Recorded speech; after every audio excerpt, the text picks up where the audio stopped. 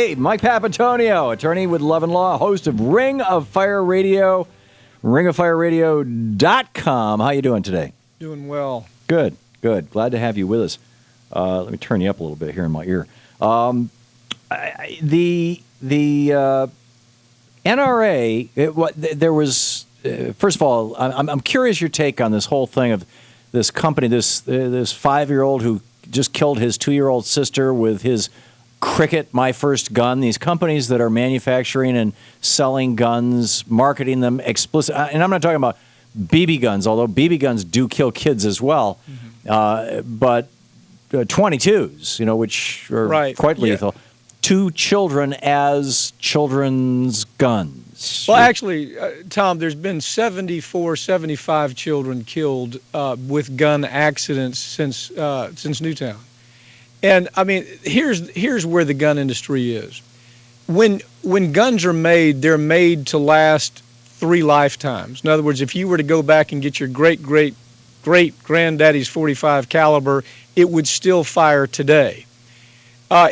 So what the industry has to do is they have to figure out other ways to sell guns, and one way they do it is by designing new guns, putting different colors to the guns. In other words, because it's not an expendable product like a cigarette. Exactly. As a matter of fact, it's good analysis. There was a company one time that made tractors. Well, they made the tractor so well that the tractor never wore out, and the company went out of business because they couldn't sell more tractors. Right, so you got to have planned obsolescence. But if you have planned obsolescence in a gun, and that gun starts, after you've fired 20,000 rounds out of it, it starts blowing up in your hand or something, you got a real serious problem. Yeah, well, so the idea is to expand the market because of the design of the gun, they have to go after children. It's just like the cigarette industry did. I mean, we handled the case against the cigarette industry, and the effort, by the time we actually finished that case, the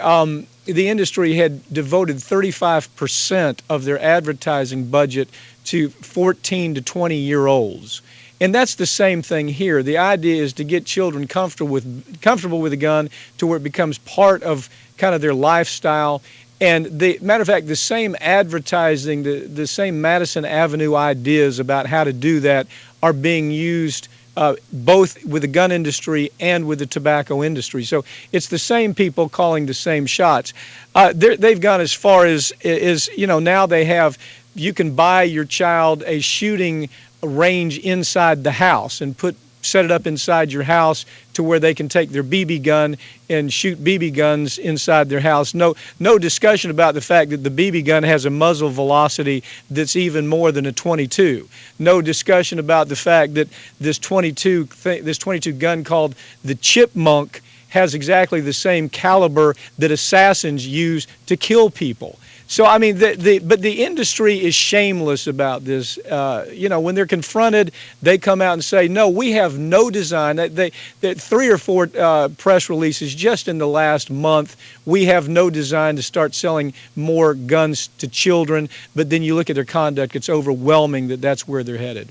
So what do we do about this? Well, I mean, you do the same thing you always do with something that is as horrendous as this, and that is you just raise hell about it, because obviously we have a Congress that will not help. And so the only thing to do is to continue what you and I do every day, and then hope that the people listening to the program take what they see here and they tweet it out, or they go on Facebook and they talk about that on Facebook. The only way you accomplish this is from a groundswell.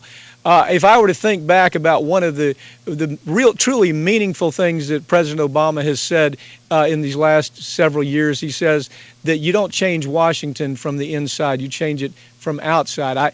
And he's living proof of that. He doesn't change anything from the inside, and so it's up to us to change it from the outside. Yeah, it's movement politics that has always produced every significant change. No politician has really ever done anything in America without a lot of people pushing them really, really hard. Right. Fascinating. What else is, other things on your radar that you'd like to kick around today? Well, I mean, there's so much. There's so much happening. I don't know the story that, this kidnapping story, Tom. I've been watching the media here today with the way the kidnapping story is taking place, And they're missing the whole idea of how all this came about. They're missing the idea of the police work that was actually done in Cleveland and how pathetic that police work was. Yeah. And you almost ask yourself, the further I look at these facts, the further you take a look at these facts, you almost start seeing this double standard in the way that the police work was done on one side of the tracks as opposed to how it was handled on the other side of the tracks. And I think what gave me the most interest in really looking at that was when I saw the Cleveland police officers with their arms around the mothers that had to suffer this through 9, 10, 11 years. And then we find out just basic things. We find out that the child of the kidnapper was actually a best friend of one of the children who was kidnapped. And there's no, you take a look at the history and you find out there was no effort to even talk to the child of the kidnapper, although Whoa. The child of the kidnapper was the last person to be with the child who was kidnapped.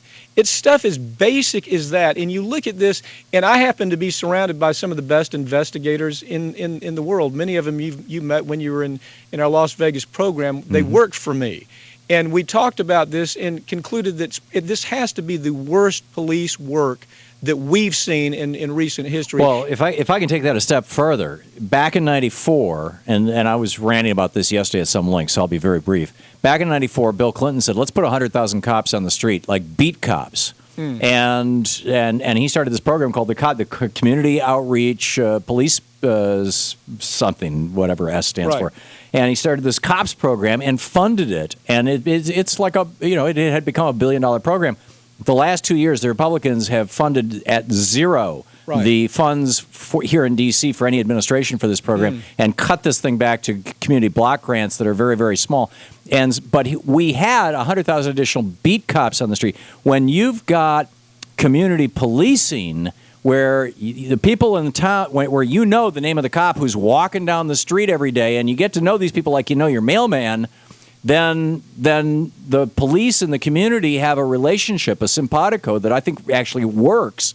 And instead, what the Republicans are doing is they're trying to cut the number of cops, because these are unionized people, God Right. forbid, and instead pump up the amount of money, and they're gung-ho for pumping up money, that goes to the big weapons manufacturers so that the cops can have more high-tech toys. Yeah, this story to me, of course, the corporate media handles this story the same way they do any story like this. Rather than talking about what does it mean culturally, what does it mean from a social standpoint, in the way that we analyze what occurred here, they look at the salacious aspect of it, the demagogue issues, the visceral kinds of issues, rather than saying what really happened here. Why is it that this police work was so poor? Why is it that had this happened just 15 miles down the road or 10 miles down the road, it would have looked completely different? In other words, in a more affluent area, they would have interviewed the child Yes. of the kidnapper. Yes, it's textbook, Tom. If you were to call any of your friends who've been in the investigation business for any length of time, they will tell you at least begin by talking to the person who last saw the child. They didn't even do that here. Wow. This is a tragedy in so many ways, but that's one, if we ignore it is in the media, it'll be a huge tragedy. Yeah. So the failure of the just basic kind of police work 101. Right. Yeah. I absolutely agree with you. And I think that the community policing, rather than more mutant Ninja Turtles and SWAT teams, is also part of the solution. That somebody, if there was regular cops on the beat, I'm talking about walking, that Yeah. they would have noticed something with this house long ago, in my opinion. But who knows? Anyhow, Mike Papantonio, thanks for being with us, Pap. Thank you, Tom.